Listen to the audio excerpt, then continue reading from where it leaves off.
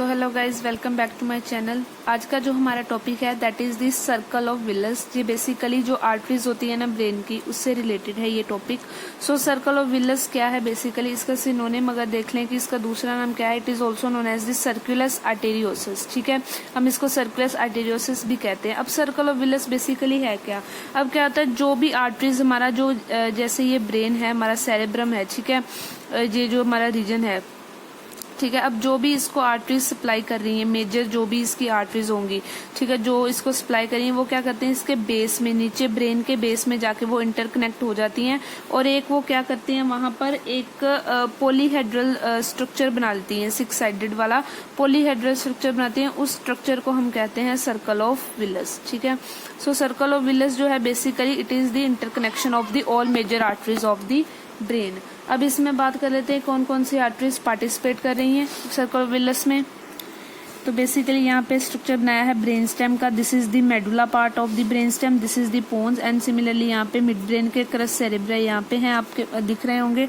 And जो ये वाला रीजन है, ये हमारी ऑप्टिक क्याज्मा है, ऑप्टिक ट्रैक्ट हो गए, मेमिलरी बॉडीज हो गई, पोस्टीरियर परफोरेटेड सब्सटेंस है। ठीक है, अब बेसिकली क्या होता है कि ये जो मेडुला है ना, इसकी आइदर साइड से ना वर्टेब्रल आर्टरीज आ रही हैं 2। ठीक है, ये देखिए वर्टेब्रल आर्टरीज, 2 वर्टेब्रल आर्टरीज आ रही हैं from the either side of the medulla, और क्या करती हैं at the lower border of the pons और the upper border of medulla भी आप कह सकते हैं कि लोअर बॉर्डर ऑफ पोन्स और अपर बॉर्डर ऑफ द मेडुला पे जाके ये दोनों एक दूसरे से यूनाइट कर जाती हैं and they will form the basilar artery. ठीक है, यहाँ बेसिलर आर्टरी बना देती है। अब ये पोन्स की वेंट्रल सरफेस है, ठीक है, इसमें एक ग्रूव होती है ये नीचे, इसको हम क्या कहते हैं, बेसिलर ग्रूव की। वो उस ग्रूव का नाम वही हो गया जो उसने आर्टरी लॉज की है। तो बेसिलर ग्रूव इसलिए क्योंकि बेसिलर आर्टरी उसमें प्रेजेंट है। ठीक है, अब ये बेसिलर ग्रूव में कौन सी आर्टरी प्रेजेंट है, बेसिलर आर्टरी, जो कि वर्टेब्रल आर्टरी की यूनाइट होने से बनी है। और ये अब क्या करती है, अपर बॉर्डर ऑफ पोन्स पे जाके ये भी फर्दर अपने आप को टर्मिनेट कर देती है, एंड कर लेती है by dividing into 2 parts, that is the posterior cerebral artery. ठीक है, पोस्टीरियर सेरेब्रल आर्टरी दे दी उसने ऑन आइदर साइड पे। ठीक है, अब क्या होता है बेसिकली, यहाँ पे हमारी मेन आर्टरी है ब्रेन की, ये वाली, this is the internal carotid artery, जो कि मेन हमारी आर्टरी है ऑफ द ब्रेन। ठीक है, अब ये इंटरनल कैरोटिड आर्टरी है, इससे कौन सी ब्रांचेस निकल रही हैं, ये इंटरनल कैरोटिड आर्टरी है, इससे एक ये निकल गई, this is the middle cerebral artery देती है ये एक, और एक यहाँ पे ऊपर ये जो जा रही है, this is the anterior cerebral artery. ठीक है, तो internal carotid artery basically 2 branches दे रही है इसमें, main that is the middle and the anterior cerebral artery. ठीक है, तो अब एक और यहाँ से ब्रांच ये देखिए जा रही है, this is the posterior communicating artery. ये पोस्टीरियर कम्युनिकेटिंग आर्टरी बेसिकली क्या करी है, इंटरनल कैरोटिड आर्टरी को ये कनेक्ट करी है with the posterior cerebral artery से। ठीक है, क्योंकि कम्युनिकेट करी इसलिए इसका नाम पड़ गया पोस्टीरियर कम्युनिकेटिंग आर्टरी, क्योंकि पोस्टीरियर वाली साइड पे है। तो अब बात करें हम यहाँ पे आगे की, तो अब आगे यहाँ पे क्या हो रहा है कि ये 2 जो एंटीरियर सेरेब्रल आर्टरीज है ये यहाँ पे जा रही हैं, तो ये भी एक दूसरे से कनेक्टेड है via the anterior communicating artery, क्योंकि ये एंटीरियर वाली साइड पर ये भी कम्युनिकेट कर ली, इसलिए इसका नाम पड़ गया एंटीरियर कम्युनिकेटिंग आर्टरी। सो ये आप देख सकते हैं, ये जो एक स्ट्रक्चर बनाया, ये देखिए एक रिंग बना दी इन्होंने, पॉलीगन टाइप। ठीक है, इसलिए ये जो होता है ना basically this is the circle of the villous. ठीक है, ये जो आपने ये ब्रांचेस पूरी अच्छी तरह से याद करनी है, वाइवा में बहुत इंपॉर्टेंट है ये क्वेश्चन कि कौन कौन सी आर्टरी पार्टिसिपेट करी है, तो ये आर्टरीज का सारा अच्छे से नाम लेना है आपने वहां पे। सो अब इसकी फॉर्मेशन की बात कर लें कि कैसे बाउंड्री बनी हुई है सर्कल ऑफ विलस की। So the circle of Willis it is formed anteriorly by, आगे किसने बनाया ये circle of Willis, it is formed anteriorly by the anterior cerebral artery and the anterior communicating artery. Posterior पीछे कौन है, by the basilar artery and its 2 posterior cerebral artery and on each side और you can say laterally by the posterior communicating artery which connect the internal carotid artery with the posterior cerebral artery। ठीक है, सो ये हो गई formation of the circle of villous. अब बात कर लेते हैं इसके फंक्शनल सिग्निफिकेंस की कि ये सर्कल ऑफ विलस किस लिए है, इसका क्या फंक्शनल सिग्निफिकेंस है। बेसिकली क्या होता है कि आप अगर इसको देखें, यहाँ पे एक मिड लाइन अगर बना दें आप, तो ये दो पार्ट्स में डिवाइड हो गया, ठीक है। ये जो अगर ये राइट साइड है, ये लेफ्ट साइड है, ये राइट इंटरनल कैरोटिड आर्टरी हो गई, ये राइट पोस्टीरियर सेरेब्रल, ये राइट वर्टिब्रल आर्टरी हो गई, ये राइट एंटीरियर सेरेब्रल आर्टरी हो गई, ठीक है। तो ये एक साइड होगी राइट वाली, एक साइड हो गई लेफ्ट वाली। नॉर्मली क्या होता है, ये ना मिक्सिंग नहीं होती ब्लड की, कि अगर इनका जो ब्लड है एक दूसरे में मिक्स नहीं होता। There is no mixing of blood between two vertebral arteries. दोनों वर्टिब्रल इवन की ये जो दोनों वर्टिब्रल आर्टरीज है, इनका ब्लड भी एक दूसरे से मिक्स नहीं होता, क्योंकि ये सेपरेट है, ये राइट है, ये लेफ्ट है, ठीक है। इनमें भी इनका जो ब्लड है इस बेसिलर आर्टरी में मिक्स नहीं होता, ठीक है।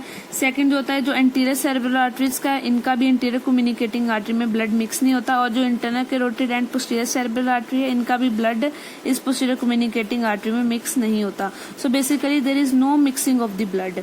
इसका मतलब ये है कि जो राइट हाफ होगा हमारा ब्रेन का, वो ये राइट साइड वाली ही बस सप्लाई करेंगे, और लेफ्ट साइड वाला ब्रेन जो है ये लेफ्ट साइड वाली जो आर्टरीज है वही सप्लाई करेंगी। अगर अब इसके क्लिनिकल सिग्निफिकेंस की अगर बात करें, तो अगर कोई भी अगर सपोज कर लीजिए यहाँ पे एक ब्लॉक आ गया आर्टरी में, ठीक है, ये जो मेजर आर्टरी, कोई भी इनमें से एक आर्टरी अगर ब्लॉक हो गई तो क्या होगा, अब ये दूसरी साइड को ही जो ये दूसरी साइड है जो नॉर्मल वाली, इसको इस साइड को भी ब्लड देना पड़ेगा।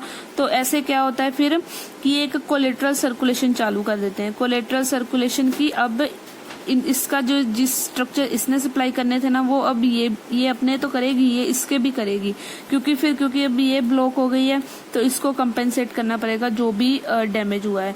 सो यही मेन फंक्शनल सिग्निफिकेंस है of the clinical circle of the villous. अब अगर बात करें इसकी clinical of the circle of Willis की, तो बेसिकली इसमें जो होते हैं ना, कॉन्जेनिटल एक टर्म होती है, कॉन्जेनिटल सेरेब्रल एन्यूरिज्म्स, ठीक है। तो अब बेसिकली ये कौन सी डिसऑर्डर है, बेसिकली क्या होता है कि जो सर्कल ऑफ विलस की जो ये आर्टरीज है ना, जो भी हमने पढ़ी हैं पीछे, तो इस आर्टरी में मेनली एन्यूरिज्म बहुत कॉमन है। एन्यूरिज्म क्या होता है बेसिकली कि देयर इज कॉन्जेनिटल डेफिशिएंसी, की बाय बर्थ डेफिशिएंसी हो जाती है ट्यूनिका मीडिया की, ठीक है। अब जो हमारी आर्टरी होती है उसके भी फर्दर उसकी लेयर्स होती हैं, tunica adventitia, tunica intima, tunica media. तो जो ट्यूनिका मीडिया होती है, this is basically the elastic tissue होता है जो इलास्टिसिटी प्रोवाइड करता है, ठीक है। अब क्या होता है इस कंडीशन में कि there is congenital absence of the tunica media of the arteries of the circle of Willis, की जो आर्टरीज होती है ना सर्कल ऑफ विलस की, उनकी बाय बर्थ ही उनका जो ट्यूनिका मीडिया होता है ना वो एब्सेंट होता है। तो इसलिए जो होता है एन्यूरिज्म्स का जो प्रोडक्शन हो जाता है उस जगह पे एन्यूरिज्म्स जो बन जाते हैं। तो ये कंडीशन जो है it is most important in case of the circle of Willis. So अगली कंडीशन है दैट इज दिस सब एराकेनॉइड हेमरेज। सब एराकेनॉइड हेमरेज क्या है, बेसिकली हेमरेज क्या होता है कि जो ब्लड का अगर कोई ब्लड वेसल रप्चर हो गई हमारी, ठीक है, तो उससे क्या होता है कि हेमरेज होना स्टार्ट है, ब्लीडिंग, इंटरनल ब्लीडिंग होनी स्टार्ट हो जाती है। तो सब एराकेनॉइड बेसिकली ये स्पेस होती है, सब एराकेनॉइड, ठीक है, स्पेस होती है बिटवीन दी एराकेनॉइड में और पायामेटर में।